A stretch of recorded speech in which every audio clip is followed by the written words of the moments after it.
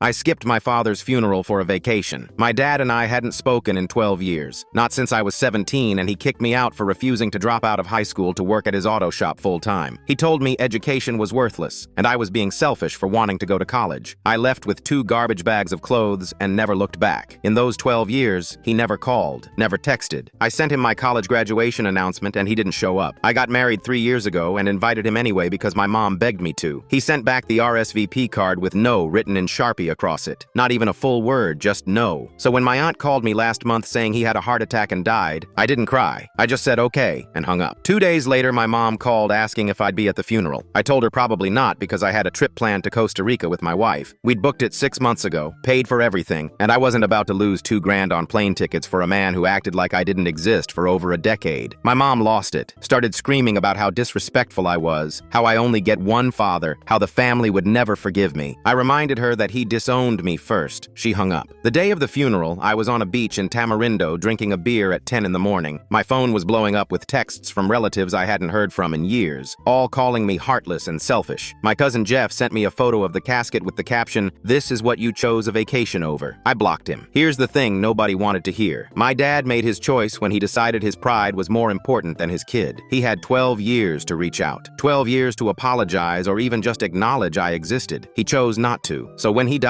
I didn't owe him anything. Not my tears, not my time, and definitely not $2,000 in lost vacation money. When I got back from Costa Rica, my mom's side of the family had basically disowned me. My uncle wouldn't look at me at a family barbecue 2 weeks later. My grandma told me I was going to hell. But here's what nobody knew. 3 days after I got back, I got a letter in the mail from my dad's lawyer. Apparently, my dad had written a will 2 years ago and left me his truck, a 1987 Ford that he'd rebuilt from scratch, the same truck he used to let me sit in when I was 5 years old and pretend to drive. The lawyer said my dad had updated the will after his first heart scare and specifically wrote that he wanted me to have it, even though we hadn't spoken. No explanation, no apology letter, just the truck. I went to pick it up from my mom's house and she wouldn't even open the door, just left the keys in the mailbox. When I started it up, there was a Burger King receipt on the passenger seat from 2019 and an old air freshener that smelled like pine trees. I drove it home and parked it in my garage.